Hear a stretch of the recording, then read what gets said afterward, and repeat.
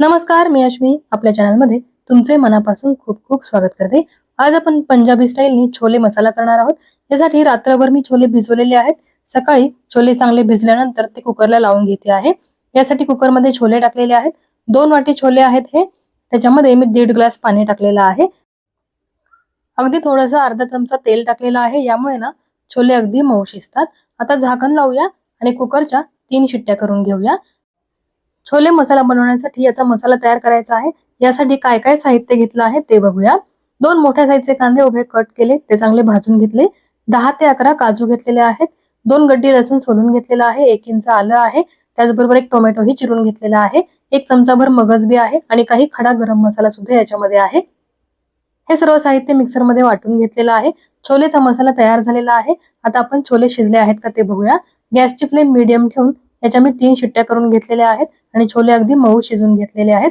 छोले मऊ शिजून घ्यायचे, त्याने ना भाजीची चव छान लागते, त्याचबरोबर पोटही बिघडत नाही। म्हणून बघा अशा पद्धतीने छोले अगदी मऊ शिजून घ्यायचे। छोले शिजलेले आहेत, मसालाही तयार केलेला आहे। आता गॅसवरती कढई ठेवली, त्यामध्ये आपण तेल टाकून घेऊया। 3 चमचे तेल टाकलेलं आहे। तेल गरम झाल्यानंतर याच्यामध्ये जिरे टाकूया। जिरे छान तडतडली की तमालपत्र टाकणार आहे याच्यामध्ये। त्यानंतर थोडासा कढीपत्ताही टाकूया। त्याचबरोबर 2 हिरव्या मिरच्या सुद्धा मी टाकणार आहे याच्यामध्ये। आणि ही फोडणी छान तडतडली की आपण मिक्सर मध्ये जो मसाला बारीक करून घेतलेला आहे तो टाकायचा आहे। हा मसाला तेलामध्ये चांगला परतून घ्यायचा आहे।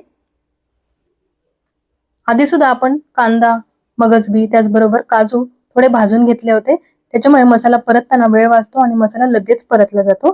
त्यामुळे आपण हे साहित्य आधी भाजून घेतलेलं आहे।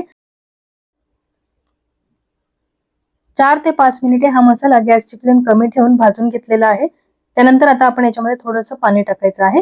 पाणी टाकल्याने काय होतं, हा मसाला जळत नाही आणि अगदी चांगला शिजतो। वाटण तयार करताना सुद्धा आपण पाणी वापरलं होतं, त्यामुळे आता थोडंसंच पाणी याच्यामध्ये टाकायचं आहे आणि हा मसाला शिजवून घ्यायचा आहे। 4 ते 5 मिनिटे मसाला चांगला परतलेला आहे। आता पाणी टाकूया याच्यामध्ये। मिक्सरच्या भांड्यामध्येच थोडा मसाला राहिला होता, त्याच्यामध्ये पाणी टाकलं, मिक्सरचं भांडं धुवून तेच पाणी याच्यामध्ये टाकलं, म्हणजे मिक्सरमध्ये राहिलेला मसालाही वाया जात नाही। आता पाणी आटेपर्यंत हा मसाला शिजून घेतला। बघू शकता तुम्ही, तेलही सुटलेलं आहे। आता तिखट मसाले आपण याच्यामध्ये टाकायचे आहेत। घरगुती लाल तिखट मसाला मी याच्यामध्ये टाकणार आहे। त्याचबरोबर कलरसाठी बेडगी मिरची पावडरही टाकणार आहे। त्याचबरोबर जिरे पावडर आणि धने पावडर सुद्धा आपल्याला टाकायची आहे। 1.5 चमचा घरगुती लाल तिखट मसाला टाकलेला आहे। 1 चमचाभर बेडगी मिरची पावडर याच्यामध्ये टाकूया, याने कलर खूप सुंदर येतो भाजीला। यानंतर धने पावडर आणि जिरे पावडर टाकायचे आहे आणि चिमूटभर हळद सुद्धा टाकायची आहे। धने पावडर 1.5 चमचा टाकणार आहे। त्याचबरोबर जिरे पावडर अर्धा चमचा टाकणार आहे आणि थोडीशी हळद टाकायची आहे। आता हे कोरडे मसाले आपण चांगले परतून घ्यायचे आहेत। 2 मिनिटे हे कोरडे मसाले मी परतणार आहे की नंतर याच्यामध्ये सुद्धा थोडंसं पाणी टाकणार आहे, कारण कोरडे मसाले हे लगेचच जळतात, ते जळू नये म्हणून आपण थोडंसं पाणी याच्यामध्ये टाकायचं आहे। जास्त नाही, फक्त अर्धी वाटी पाणी टाकायचं आहे। त्या पाण्यामध्ये हा मसाला चांगला शिजवून घ्यायचा आहे। बघा, अगदी थोडंसं पाणी टाकलेलं आहे, अर्धी वाटी पाणी आहे। आता हे पाणी आटेपर्यंत आणि मसाल्याला तेल सुटेपर्यंत हा मसाला आपण चांगला शिजवून घेऊया।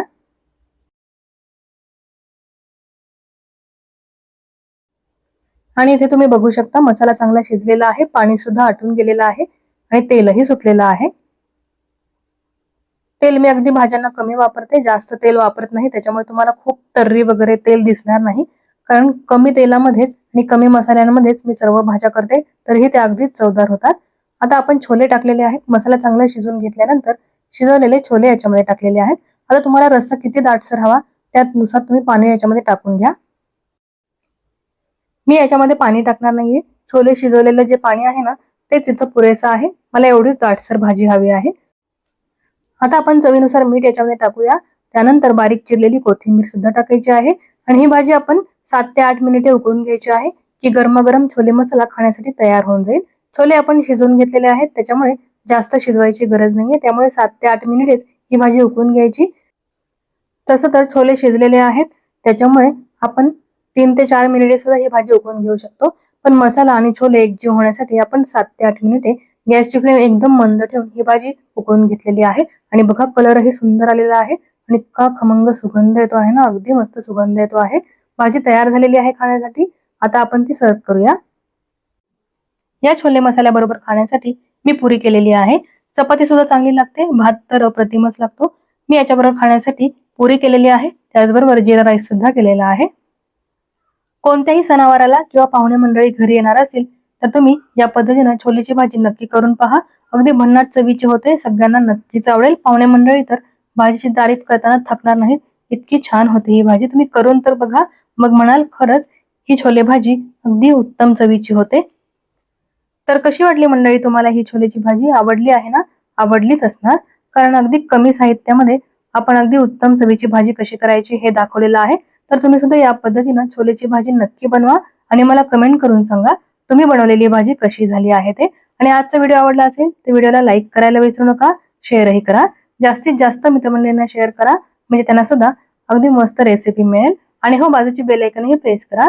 यामुळे काय होईल, तुम्हाला आपल्या चॅनलवरील नवीन नवीन रेसिपीचे नोटिफिकेशन हे लगेचच मिळणार आहे. तर नक्की व्हिडिओला लाईक करा, शेअर करा. चॅनलवरती नवीन असाल तर सबस्क्राईब करायला बिलकुल विसरू नका. पुन्हा भेटूया. धन्यवाद.